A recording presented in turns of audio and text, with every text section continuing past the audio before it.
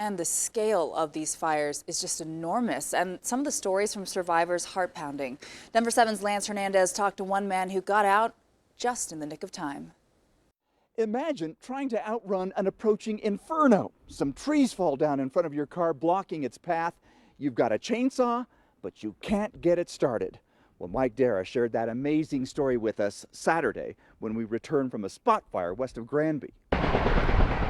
Choppers coming and going as aerial crews load up with water from the Colorado River to douse a spot fire that flared up west of Granby. There were flames all around the neighborhood. Mike Darrah shot this dramatic video Wednesday as he was leaving his home in the Trail Creek Estates. He said the roar of the fire sounded like a freight train. It was just swirling sparks. Across the street was already on fire. When I say on fire, it was from the ground all the way up 90-foot pine trees. He'd only driven 80 yards when he had to stop. 3 sizable aspen trees had fallen over across the road, blown over by the rushing wind. He got a chainsaw out. He carries for just such an occasion. I'm pulling, trying to prime it.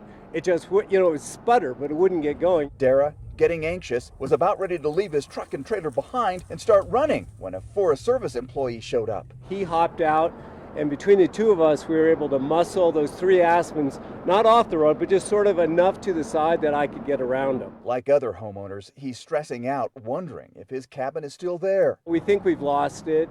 We have seen some pictures that came from a friend of a friend who knew a firefighter, not of our home. Several of our neighbors have burned. We know that for sure.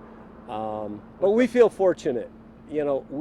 We had some notice. Residents in the entire fire zone, whether they love winter or not, are hoping tomorrow's storm brings a lot of snow. I hope so.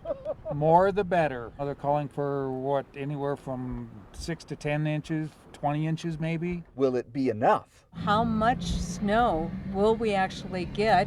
And it's not like the snow is going to put it out. The Grand County Sheriff says the fire's main impact was on the west side of Highway 34. Fire Command hoping for significant snow.